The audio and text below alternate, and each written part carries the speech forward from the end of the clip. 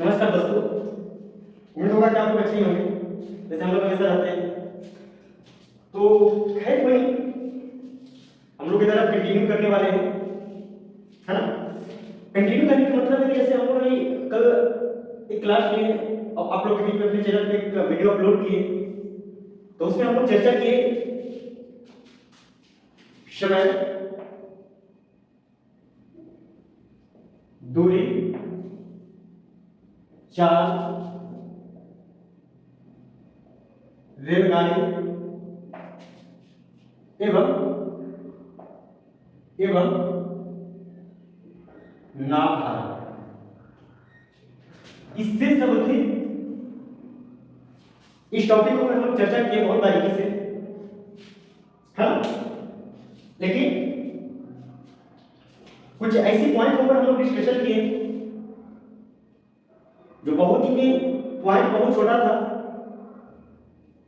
लेकिन मैंने बताया कि बहुत ही कॉम्प्लिकेटेड है। तो आज हम लोग देखेंगे कि कॉम्प्लिकेटेड है तो कैसे है ना। तो इसके ऊपर अभी हम लोग फिलहाल देखेंगे कैसी चीजों को एक्सप्लेन किया जाता है, कैसे क्या किया जाता है। और जैसे देखें कि हम लोग कोई भी चीजें देखने से और समझने से पहले एक क्वेश्चन के ऊपर डिस्कशन करते हैं और उससे चीजों को समझते हैं। अगर मैंने कल देखा एक बहुत ही पॉइंट अच्छे था, वो कहा कि औसत चाल।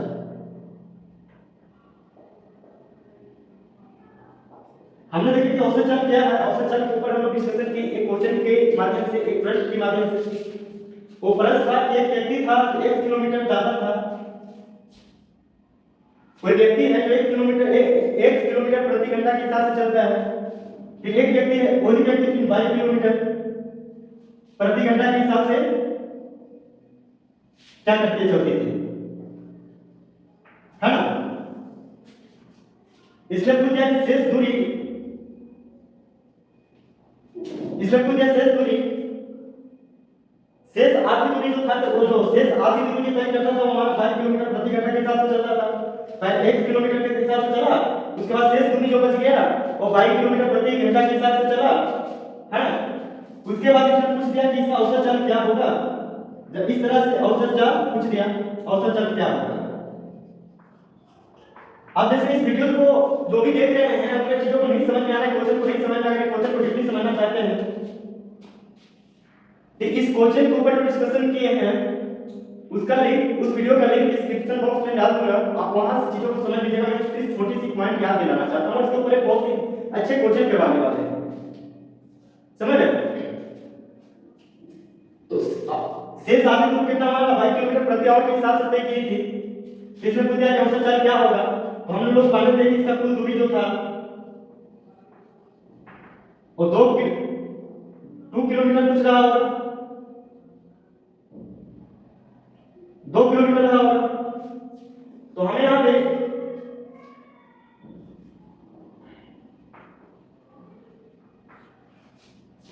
चाल पता है, दूरी पता है, चाल पता है। तो हम लोग यहां पे समय निकाले थे, तो हमारा जो समय निकल के आया था वो निकल के आया था हमारा 2x बाई अपॉन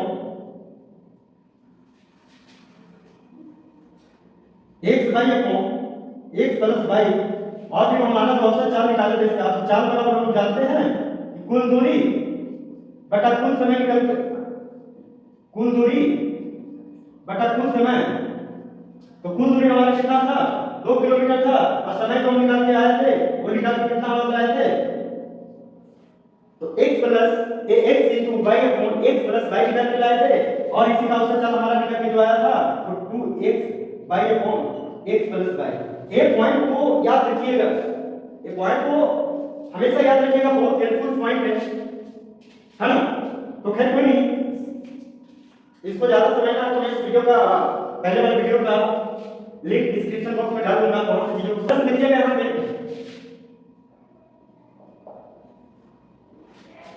प्रश्न बहुत अच्छे प्रश्न है। वो कह रहा है सोना नोएडा से फरीदाबाद 80 किलोमीटर प्रति आवर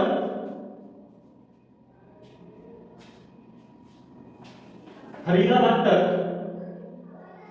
80 किलोमीटर प्रति आवर की चाल से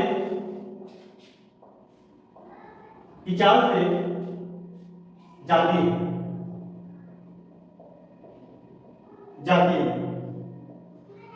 तथा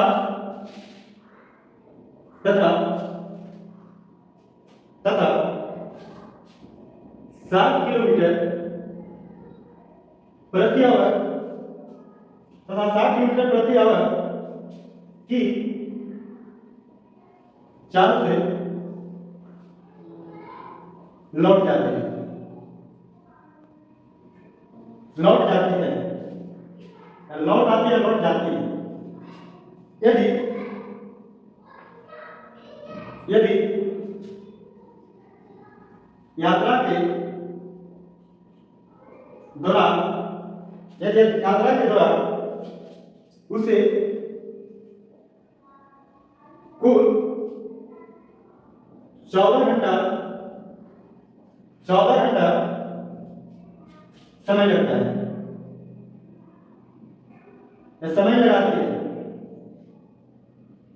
लगता है तो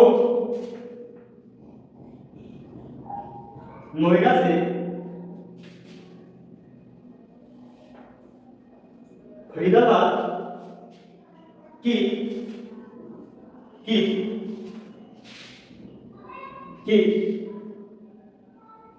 दूरी क्या होगा? क्वेश्चन को समझिए बहुत तरीके से। इस क्वेश्चन में कुछ है नहीं, ज्यादा विषय दिया हुआ नहीं है, सिर्फ चीजों को समझनी है,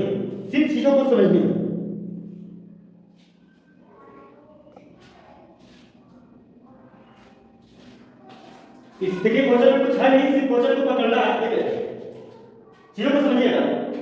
16 नोएडा से फरीदाबाद की पहला 80 किलोमीटर प्रति आवर की चाल से चले, उसके बाद 7 किलोमीटर प्रति आवर की चाल से चले। तो पहले मैं इसका औसत चाल निकालेंगे। औसत चाल कैसे निकलेगा? तो मैंने यहां पे जैसे डिस्कशन किए कि जब भी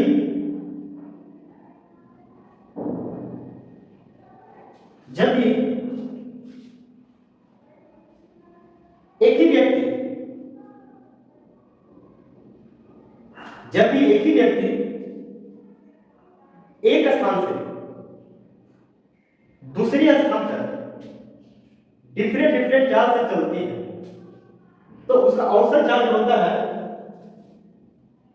2x y upon x plus y। इस पॉइंट हमारा कहूं लागू करने की तो बात आ गई। जैसे मैंने बोला है कि इसको हमेशा याद करके रखिएगा, तो याद करना ही पड़ेगा, है कोई नहीं। सबसे पहले हम यहाँ पे देखेंगे कि x की काम कौन कर रहा है, y की काम कौन कर रहा है। तो x की काम हमारा एक जो है 80 किलोमीटर प्रति आवर काम कर रही है, और y का काम जो हमारा कितना काम कर रहा है, तो 60 किलोमीटर प्रति आवर। मेरे को अभी 14 घंटा पे ध्यान नहीं देना है, सबसे पहले ध्यान देना है किस पे? तो इसका पहले औसत चाल निकालेंगे। ध्यान लिखेंगे औसत चाल बराबर 2x y upon x plus y equal to 2 multiply 18 multiply 16 upon 16 plus या 18 कीजिए, 18 प्लस 16 कीजिए, 60 कीजिए, कोई फर्क नहीं पड़ता है। फर्क कब पड़ेगा? जब इसके आगे या पीछे सिंबल में डिफरेंस रहेगा, तो उस समय बड़ी ध्यान रखना है। अगर मैं बात करूं 2 मल्टीप्लाई 80 इंटू 60 अपॉन 60 प्लस 80 करेंगे तो हमारे पास आ जाएगा 140। एक 2 से 70 बाद में, और ये हमारा 5 से 7 यहाँ आ जाएगा, ये 6 आ जाएगा। और 80 से मल्टीप्लाई 6 में करेंगे तो ये हमारा तो आ जाएगा 48/7। ये हमारा क्या है, औसत चार्ज। ये औसत चार्ज क्या किसका है, तो सोना में नोएडा से फरीदाबाद की दूरी जो तय अभी तक की है वो उसका चार्ज निकल है। अब हम यहाँ पे एक पॉइंट निकालेंगे, पहले से नोट कीजिए।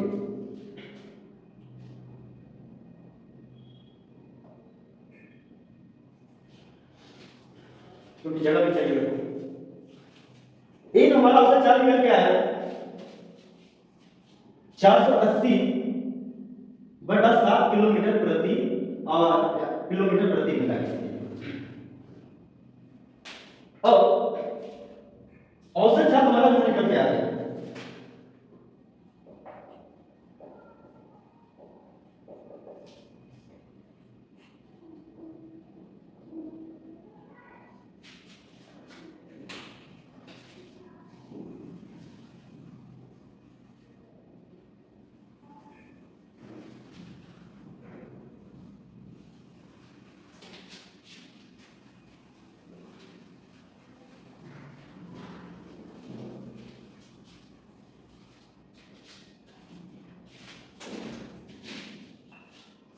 अब यहां देखिएगा, लिखेंगे अतः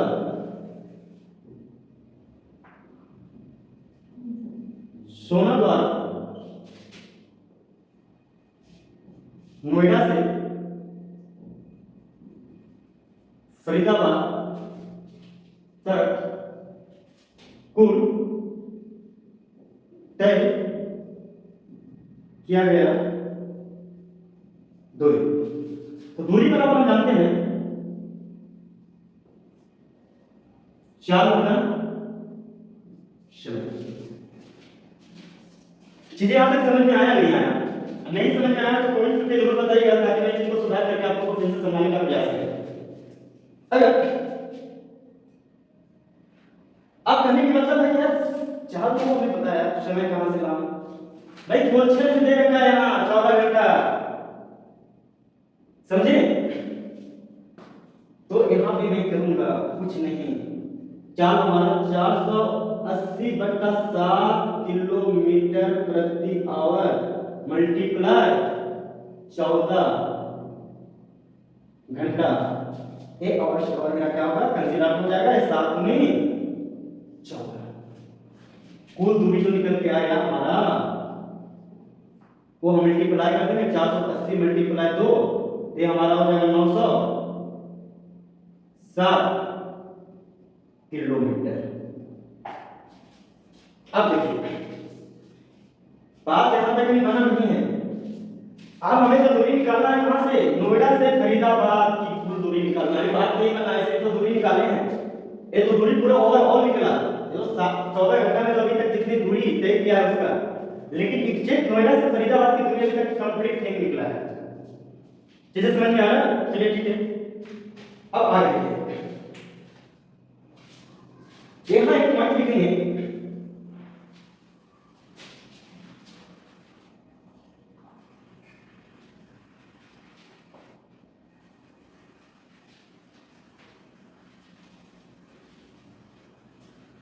यहां एक पॉइंट लिखेंगे। यहां तो हमारा जो कुल दूरी निकल के जो आया है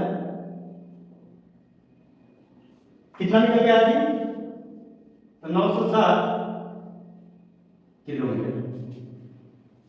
अब लिखिए पुनः नोएडा से फरीदाबाद की कुल दूरी। अगर इस तरह से बात करें तो कुछ नहीं करना है, कुल दूरी जो निकल के आया उसमें हम 2 से क्या करेंगे, भागा दे देंगे। ये हमारा कट गया 480 किलोमीटर। ये हमारे एग्जैक्ट क्या होगा, आंसर होगा। अगर जब भी 2 पॉइंट की बात करें, जैसे कहने की मतलब अगर 2 पॉइंट की बात करें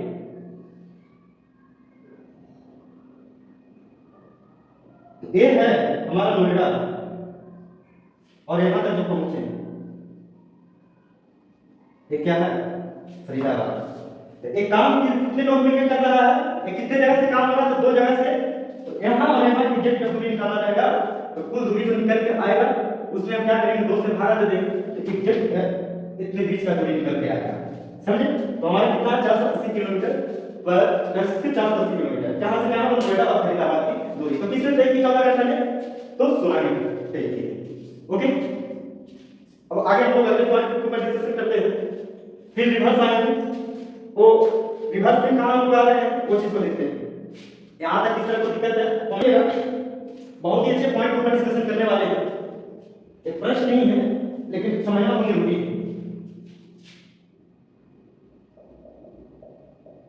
नोट में लिखिएगा नंबर 1 में, ये मोस्ट वीवीआई पॉइंट है, मोस्ट वीवीआई पॉइंट है।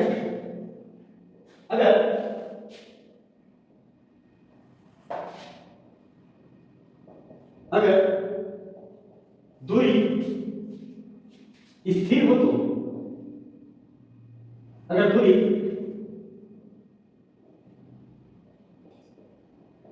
स्थिर हो तो 4 इनवर्सली प्रोपोर्शनल टू 1 बटा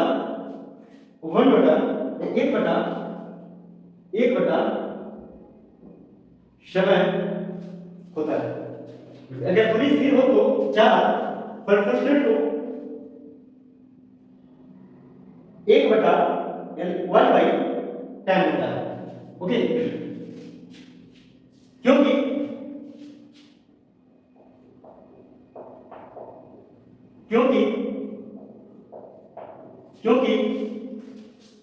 दूरी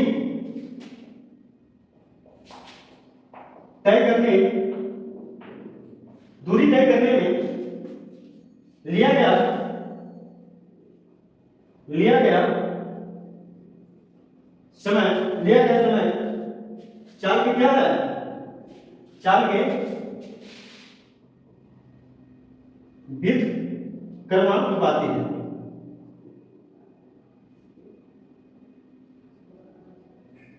व्युत्क्रमानुपाती है,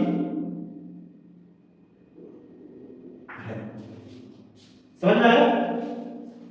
अगर इस पॉइंट के ऊपर बात करें तो कल मैंने देखा था, जब भी व्युत्क्रमानुपाती की बात आए, अनुपात की बात आए, तो एक उचित के माध्यम से हम समझेंगे, पॉइंट के माध्यम से हम समझेंगे। यहां पे एक पॉइंट के माध्यम से समझेंगे।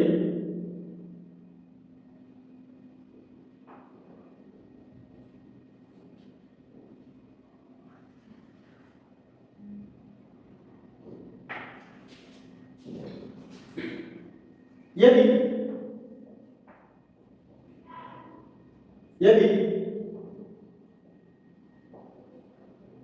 ठीक व्यक्ति एक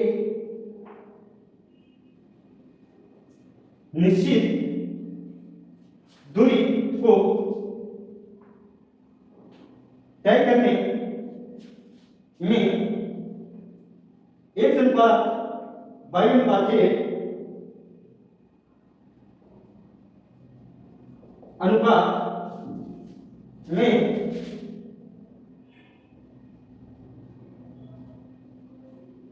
समय लेते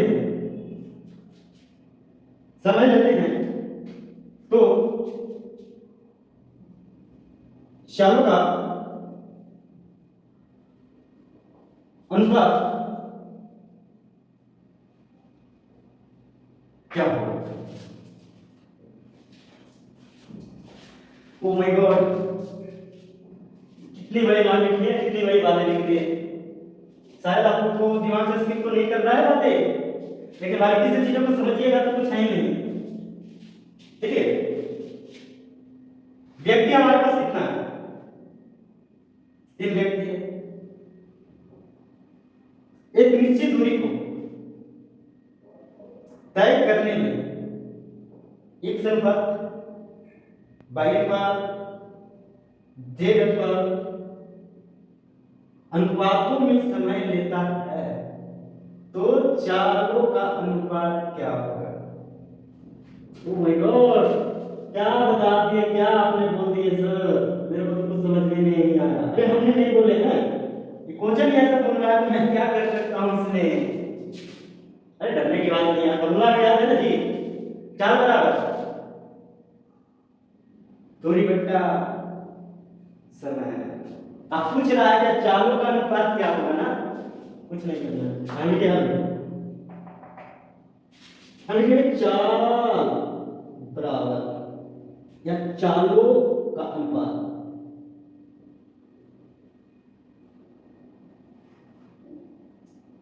तीन व्यक्ति एक निश्चित दूरी, दूरी जो है निश्चित है, दूरी हमारे बीच एक होगा, तो हम लिखेंगे 1 बटा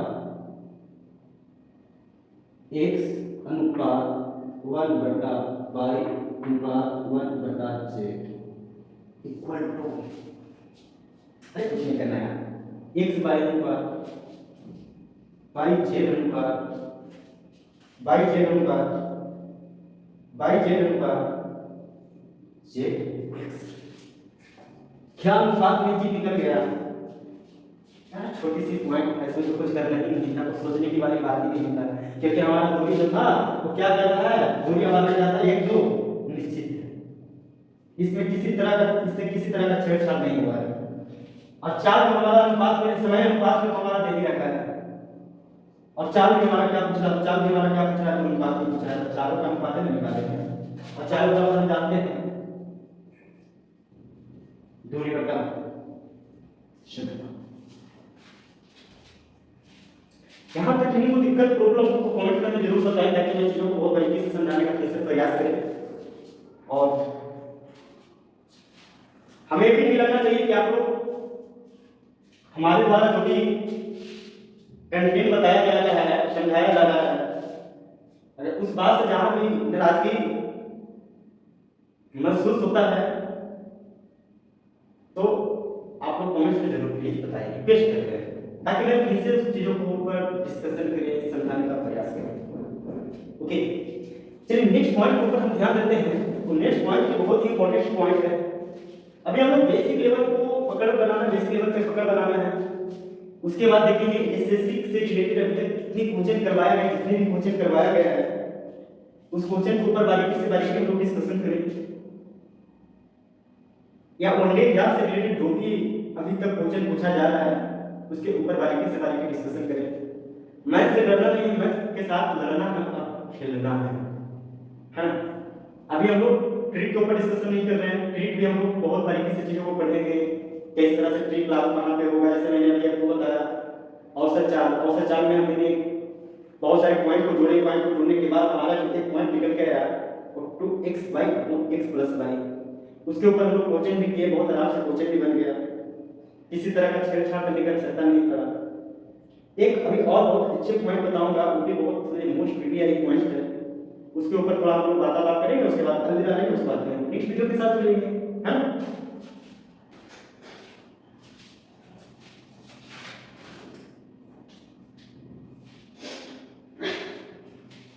देखिए ध्यान से राजा 1 किलोमीटर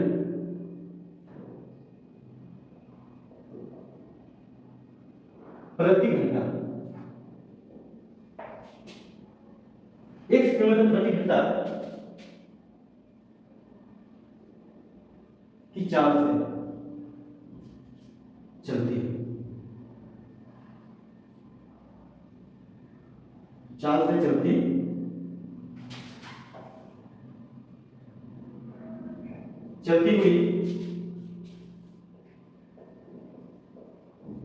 22 मीटर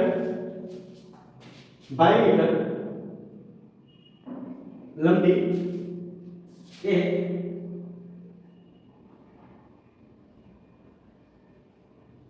रेलगाड़ी एक स्थिर व्यक्ति या एक पेड़ को पार करने में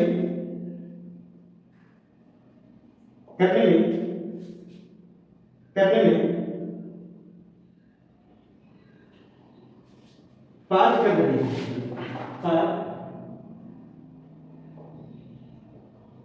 कर रही है, पार कर रही है, इसे पूरी तरह, इसे पूरी तरह, इसे पूरी तरह पार करने में, पार करने में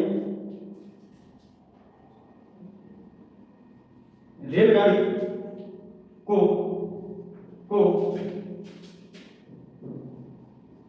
अपनी लंबाई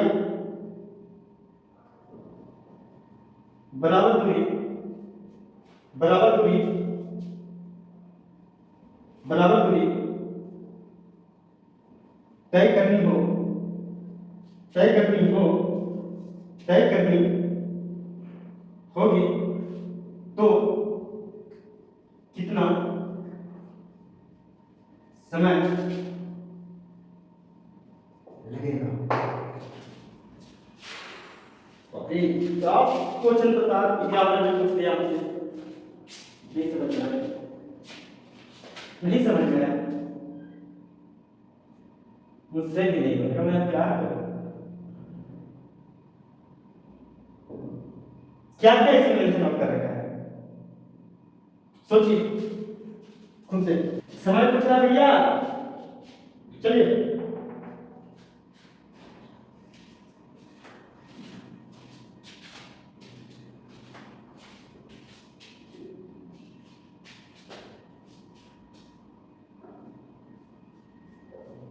समय बराबर